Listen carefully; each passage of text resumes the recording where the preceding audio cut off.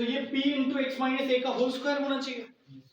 अब भैया p into x minus ए का होल स्क्वायर होना चाहिए और साथ में ये आगे रूट भी लगा हुआ है, तो जरा ध्यान से देखिए, आप p तो बाहर है ना, तो ये तो ठीक है, आपने लीनियर बना लिया, लेकिन भैया ये इन भाई साहब के बारे में भी तो कुछ सोचना पड़ेगा आपको।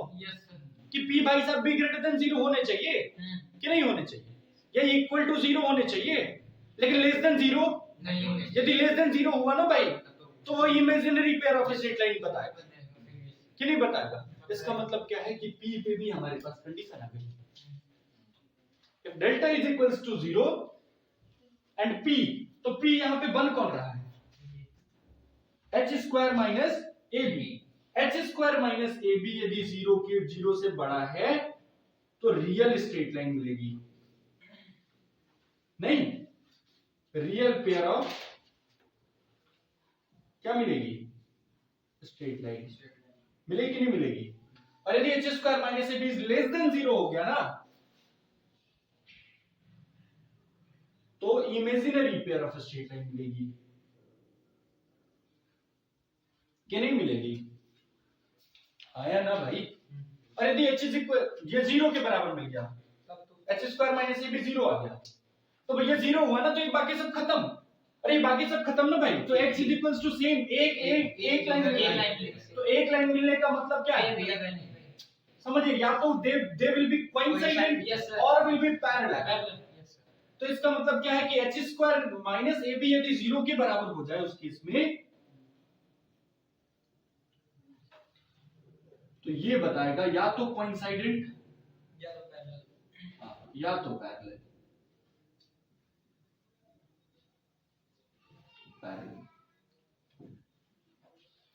बात समझ में आई?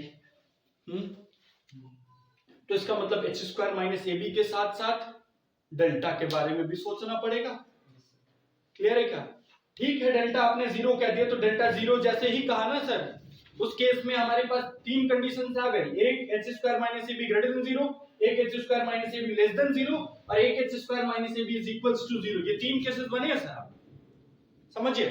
तो इसका मतलब डेल्टा नॉट इक्वल्स टू 0 में भी ये तीन केस आएंगे सर कि नहीं आएंगे? Sir delta not equals to 0 होगा तो क्या बनेगा, तो भैया पेयर ऑफ स्ट्रेट लाइन बना था, पेयर ऑफ स्ट्रेट लाइन बना था ना ये, जब डेल्टा 0 था। डेल्टा 0 नहीं है तो बचे कौन, पॉइंट बचा,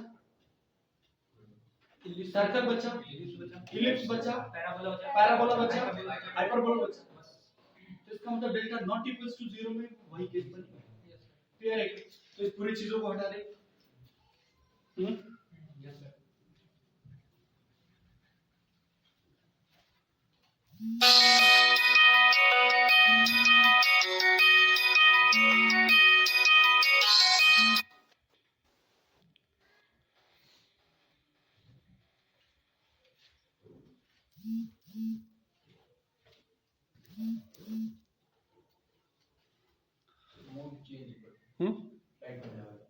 क्या गया? राइट में तभी रिकॉर्डिंग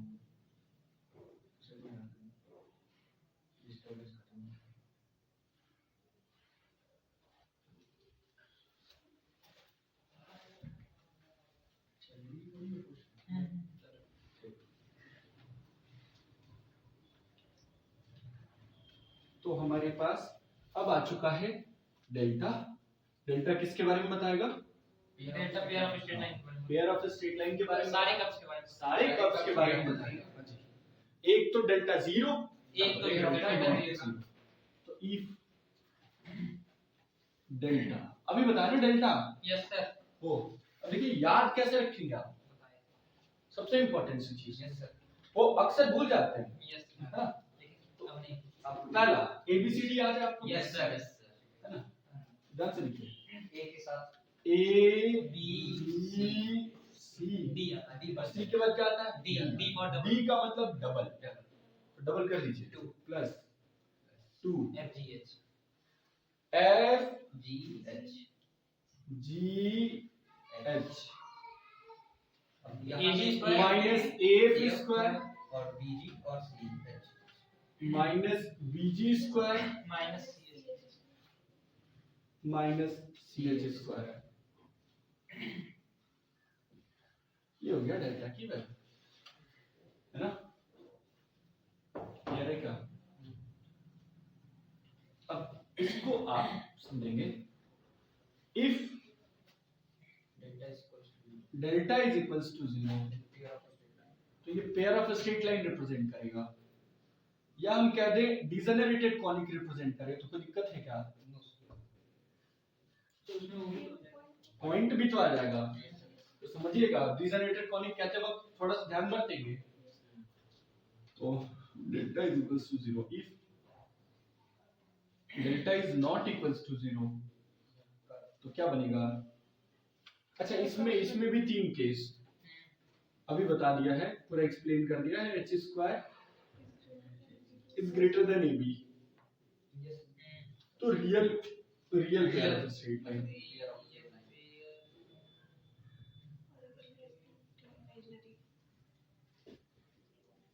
और अगर इक्वल्स टू 0 हुआ पैरेलल या कोइंसिडेंट, लाइन ही फॉर्म है पैरेलल और कोइंसिडेंट, और h स्क्वायर यदि लेस देन ab हुआ क्या बनेगा?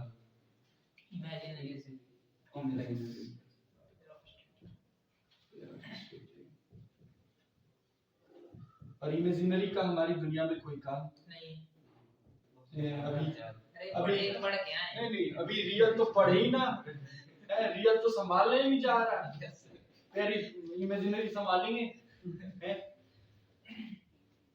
अब delta not equals to 0, delta not equals to 0 में हमारे पास बहुत सारे केसेस आते हैं, और धीरे धीरे आप आगे बढ़ते जाएंगे कि किस केस में ऐसा क्यों, ठीक है, समझिएगा। अच्छा, h स्क्वायर, ध्यान से देखिए, मैं लिख रहा हूं, थोड़ा सा पेशेंस रखिएगा। h स्क्वायर यदि, या हमने कह दिया ऐसे, h is equals to 0 and a is equals to b, h is equals to 0 और a is equals to b, तो it will represent what? Circle और पॉइंट। हाँ जी, अब ये समझिएगा, यहाँ पे रेडियस 0 हो जाए किसी सर्कल का तो वो पॉइंट बन जाता है। नहीं, yes sir, x square plus y square is equals to 0, तो तब तो पॉइंट बन गया कि नहीं बन गया? Yes sir. अब देखो वहां पे h भी 0 है, a b भी इक्वल है, या नहीं इक्वल है? Yes sir. लेकिन सर ध्यान से देखिएगा, 4x square plus y square is equals to 0, ये भी एक पॉइंट ही है, नहीं है क्या? 4x square plus y square is equals to 0, नहीं है पॉइंट? अरे भैया दो स्क्वायर क्वांटिटी मिलके 0 दे रहे हैं, जिंदगी में वो नेगेटिव होने से ठहरे, पॉजिटिव होना नहीं है उनको, इसका मतलब दोनों को इक्वल 0 होना पड़ेगा, इसका मतलब x भी 0 और y भी 0 होके भले सिंगल पॉइंट को बता रहे हैं। बात समझ में आ रही कि नहीं आ रही? बस ठीक, तो ये सर है ना, तो वैसा एक कंडीशन में वो पॉइंट भी बन जाएगा, ऐसा कह रहे हैं, लेकिन ऐसा कोई जरूरी नहीं है कि a और b दोनों इक्वल हो तो उस केस में वो पॉइंट ही बन जाएगा, मतलब a और b का इक्वल होना कोई जरूरी नहीं है पॉइंट वाले केस में, लेकिन एक सर्कल का केस आ जाएगा कि वो पॉइंट बन जाए, बस कन्वर्स इज नॉट ट्रू, वो वाले केस। अब दूसरा, h square is less than ab, अभी कुछ देर पहले आया था भाई, तो h square is less than ab पता है क्या बनता है? Ellipse. h square is equals to ab, parabola बनता है। h square is greater than ab, hyperbola बनता है।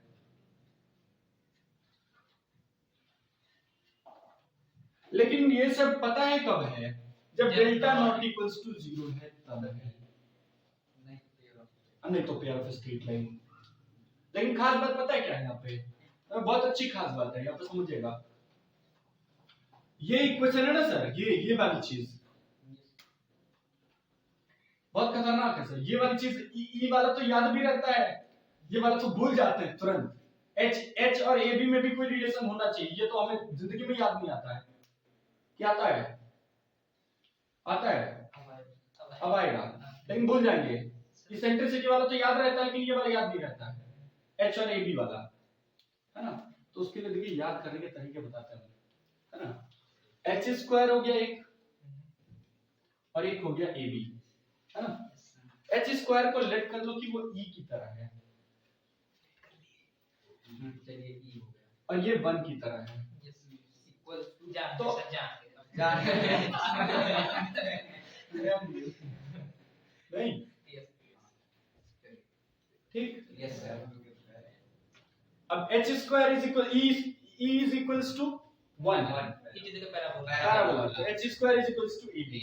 Yes E is less than 1 ellipse, h square is less than 1 ellipse, sorry, h square is less than ab ellipse, h square is greater than ab hyperbola, h is equals to 0, e is equals to 0, circle और point, मतलब circle है, समझेगा। यहाँ पे ab तो है ही नहीं, हाँ ना भाई, क्लियर है क्या? या ab को 0 करना पड़ रहा है, या नहीं करना पड़ रहा है, आया ना। Yes, तो ये चारों केसेस समझ में है। Yes sir. कैसे याद रखेंगे? इस केस से याद रखेंगे, एच स्क्वायर ई को एच स्क्वायर की तरह रिलेट कर लेंगे, मतलब एच स्क्वायर को ई की तरह, और वही वाली फटाक से रिलेशन लिख देंगे। ये समझ में आई पूरी बात? क्लियर है? Yes sir. हटा दे, पेयर ऑफ स्ट्रेट लाइन समझ में आई बात? Yes sir. इतनी, है ना। अब एक नोट लिखिएगा, हटा दे इसको। एक और बात अभी आपको समझ में आ गई कि भैया हमारे पास अभी तक तो हम इसके लिए हम सीकिंग कर रहे हैं। अच्छा ये सर कब बताएंगे ये h square ab less than ab होना चाहिए? जब ऑटोमेटिकली हर एक चैप्टर आता जाएगा, जैसे सर्कल आएगा तो उसमें बता देंगे कि देखो h इज इक्वल्स टू 0 हो रहा है और ये ऐसा होना चाहिए, तभी ये बन पाएगा। क्लियर है क्या? चलिए वो वाली चीजें बताते हैं आपको। कौन सी? अब हमारे पास अभी पेयर ऑफ स्ट्रेट लाइन बता रही है कि कब बनना चाहिए, कंडीशन क्या होनी चाहिए। तो मैंने एक अपना लिख दिया ax square plus 2hxy plus by square plus 2gx plus 2fy plus some constant c is equals to 0, है ना। अच्छा एक बात बताइए, ये यदि अभी बताया कि if delta becomes equals to 0 it will give us y की दो लीनियर x में वैल्यू, यस सर। है ना। इसका मतलब क्या है कि दो पेयर ऑफ स्ट्रेट लाइन बता देगा। इसका मतलब क्या है, ये दो अलग अलग फैक्टर्स बन जाएंगे इसके लीनियर फैक्टर्स, हाँ या ना। तो if delta is equals to 0 तो इसको फैक्टराइज कर सकते हैं और दो लीनियर फैक्टर बन के आएंगे। तो पूछा जाता है कि फाइंड, यहाँ पे लैम्डा लिख देंगे और बोलेंगे find the value of lambda for which this equation gives या this expression give a linear factor, this expression has two linear factors, factor. ठीक है। ऐसे पूछ देते हैं वो, तो हम क्या कहेंगे कि भैया इसके लिए मतलब ये एक्सप्रेशन है मान लीजिए fxy में, है ना। तो then fxy has two linear factors, two linear factors in x and y, in x and y, then sorry, if यहाँ पे लिख लीजिए, if fxy has two linear factors in x and y, then it implies क्या होना चाहिए, delta का 0 लड्डू होना पड़ेगा। क्लियर है क्या? कोई दिक्कत? दो तीन चीजें आपको समझ में आ गई यहाँ पे, क्या क्या? पेयर ऑफ स्ट्रेट लाइन क्या है, कंडीशन, उसके लिए कंडीशंस क्यों जरूरी है, क्यों वही बनेगा, डेल्टा क्यों वही आता है, ये पूरी बातें समझ में आ गई आपको, ठीक। अब ध्यान से देखिएगा, कुछ चीजें आपको बता देते हैं क्योंकि नेक्स्ट क्लास में यहीं से शुरू करेंगे, ठीक। अब ध्यान से देखिएगा, जो हमारे पास इक्वेशन गिवन है, ये वाला एक्सप्रेशन गिवन है ना। तो ये जो एक्सप्रेशन गिवन है इसको हम दो तरीकों से देख सकते हैं। हटा दें, तो हेडिंग डाल दो forms of second degree equation, second degree expression, forms of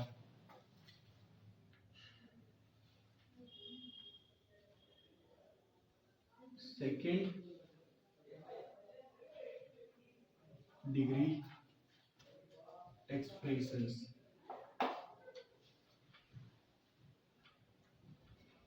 तो सेकंड डिग्री एक्सप्रेशंस के फॉर्म्स कौन कौन से होते हैं?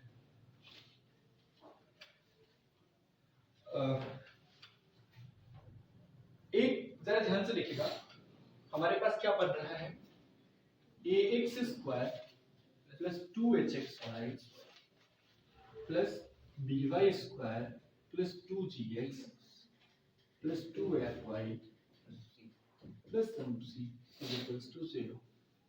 अच्छा, यदि हम पूरे को एक में देखें ना, तो कुछ लीनियर फैक्टर्स हैं, कुछ लीनियर वाले टर्म अवेलेबल हैं, कुछ क्वाड्रेटिक वाले टर्म अवेलेबल हैं। तो मैंने कहा एक काम करते हैं, जरा ध्यान से देखिएगा, ये इसकी डिग्री कितनी है 2, इसकी डिग्री कितनी है 2, 1 1 2, इसकी डिग्री कितनी है 2। इसका मतलब क्या है, इतने तक तो डिग्री सेम है, होमोजीनियस है। लेकिन इसके बाद की डिग्री यदि पूरे को देखते हैं तो ये हेटेरोजीनियस का मिक्सचर पड़ा है, मतलब केमिस्ट्री तुरंत मतलब इतने विवेक से घुस गए हैं भीतर। तो इसका मतलब क्या है कि इसके बेसिस पे उन्होंने दो टाइप के एक्सप्रेशन पकड़े। कौन कौन से? कि इसका मतलब है कि दो टाइप के एक्सप्रेशंस आपके पास पॉसिबल है। कौन कौन? होमोजीनियस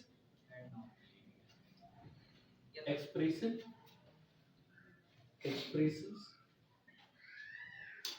और एक क्या बना, non homogeneous expressions.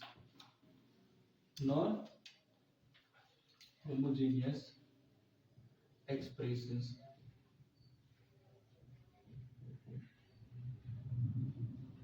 Non homogeneous expressions, ये दो चीज,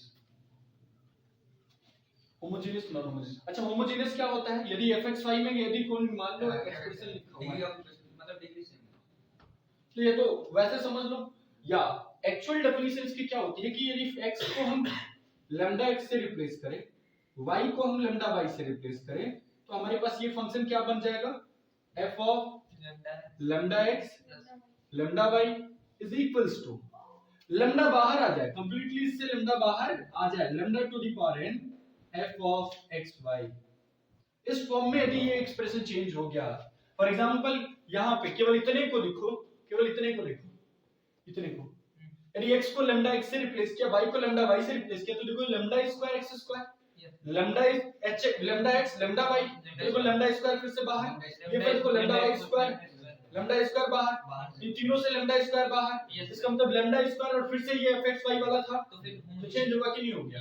अच्छा, n लैम्डा की पावर n आ रहा है fxy, n को बोलते हैं degree of homogeneous expression, degree of